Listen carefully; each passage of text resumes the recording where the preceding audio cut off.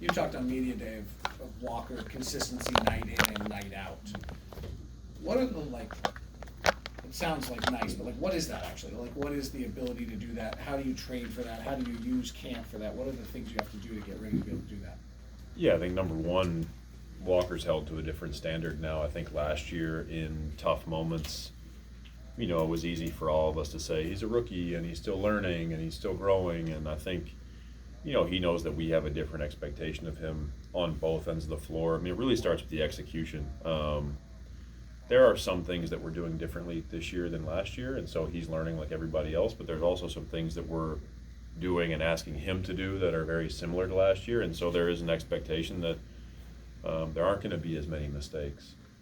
The second part of that is, Walker is hard on himself. I'm looking for growth from him in terms of his ability to sort of stay even keel throughout a game. He's going to make mistakes. He takes a lot of pride on the defensive end, but this is a very offensive league, and these are the best players in the world, and he's going to get scored on some. And the ability to sort of understand what baskets are due to him making a mistake and what baskets are due to the fact that he's just playing against really, really good players and they make tough plays. Obviously, we've seen Walker shoot a few threes this year, and that's going to add a different element to his life in terms of dealing with some failure here and there. I don't expect him to go 100% from the three-point line in the regular season. So, Walker is a core piece of our program, and he knows how much I believe in him. He knows how much we believe in him. But I'm looking for growth mostly in terms of his sort of mental and emotional approach and reaction to every night. You talked the other day about how, I'm sorry, we talked mics.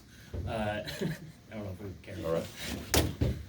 You talked the other day about how you felt more comfortable in year 2 versus year 1, and just kind of in the relationships that you have, and you know people's names. And I guess, how does that actually come about? And are you communicating with guys on the same amount, at the same level? Kind of walk me through what that actually means in terms of the day-to-day part of this job. Yeah, I think I think last year we were able to grow to a place of really blunt honesty.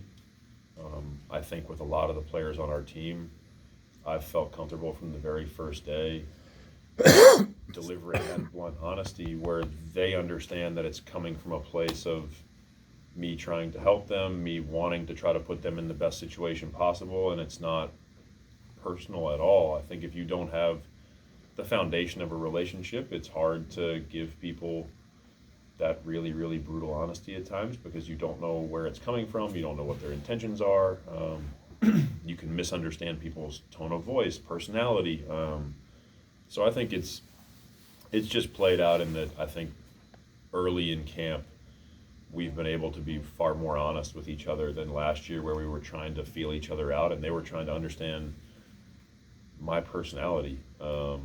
I think they all know now that I'm a very sarcastic person, and so there's times that I'm just joking with them to try to lighten the mood, where last year early on, if I had been that way, they may have taken a lot of things I said seriously.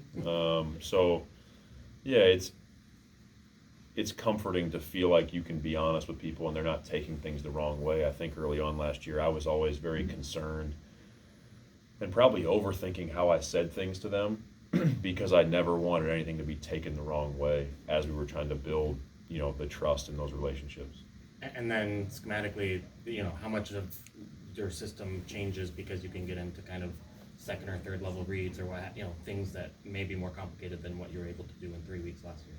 Yeah, I mean the core of the language that we're using is the same as last year. We may be tweaking some actions here and there, but the guys that were here, the words, the language that we're using on both ends of the floor, they already know it, and so we are able to move a little bit quicker, and it's up to the assistants and myself to help the new players, whether it's rookies or guys that have just gotten here for the first time, to help them catch up, but we're not going to necessarily slow the whole group down for a couple of people. Last year, it was slow for everybody. So I think you're dead on in that we are able to get to kind of the second and third iterations of a few things quicker, because we can sort of skim through the first few chapters because the foundation of the language is there. Will tonight's game 5, preseason, you have 6 nights before you play the same team. Just curious where you are, what you like, and what you still want to continue to improve on as you move on through this camp process and in the preseason. Yeah, I like the fact that we've been able to grow a few things on both ends of the court. I think our conditioning level has allowed us to work harder as camp has gone on. I think there's still work to be done. 6 days is a long time. Obviously, you sort of start camp and you're doing a lot of foundational things. You're doing some kind of core principle work. You're trying to sort of build the pillars on both sides of the ball, offensively and defensively. And I think, these last 6 days, it's an opportunity for us to really start to dig into some of the tactical things. Over the course of a season, over the course of a game, there are adjustments that you'll make on both ends of the floor. There are a lot of late game situations that may present different tactical things you need to cover, and I think all that needs to be installed. But the first parts of camp are usually sort of foundational core principles on both ends, so the team can get a sense of how you're trying to play and what your expectations are for them. So I look forward to diving into some of those tactical details here the last 6 days. Obviously, this is odd for both teams that we're playing each other at the end of preseason, and then we open up against each other on opening night. So, I know Mike very well, and he knows me. I doubt that either of us are going to be kind of showing the whole book tonight. But I know that once we get back to Salt Lake, these next 6 days are going to be really integral in terms of trying to build some of that kind of tactical menu. Coach, I was talking to Keontae after shoot around today and was asking him about his transition, and not even using the word difficult, but biggest challenge for him, and it wasn't even about basketball. He talked about how he had been in some pro runs and the game was coming quicker to him. He mentioned the fact that it's stuff off the court. It's adjusting to all the independency you have as a young player. How do you, when you draft 3 19-year-olds, how do you help that situation, which helps translate to the basketball court of these young guys trying to put it all together? Yeah, I think the NBA in general, and our program, I can speak for, really put a lot of time and attention into life outside of the lines, if that makes sense, like off the court. These are very young men.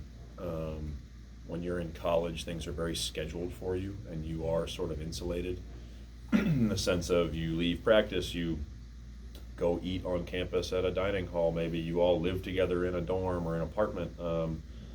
And when practice ends for us, these guys are just citizens in Salt Lake. So, we have a tremendous staff that works to not only set up activities and opportunities for these guys to learn off the court, but really give them a lot of support in terms of getting their life organized off the floor so that they can focus on the main thing, which is basketball. I've said this before, like, I can't imagine what the players are going through, probably because I remember myself at 19. And if you had just said, hey, you're going to just live in this city and you have basketball practice in the morning and then in the afternoon, like, figure it out and come back tomorrow, it's a lot. But the NBA has programs, the rookie transition program, to try to help these guys. And then we have a whole team of people who really, the core part of their job is to help the players adjust to living in a new city, and trying to help them have all the resources they need to focus on basketball, because these guys they're growing up as players, but they're also growing as young men, and we can't forget that. Like, we're coaching people, not just players. Thank you. Thank you. Thanks, Coach. Thank you. All right.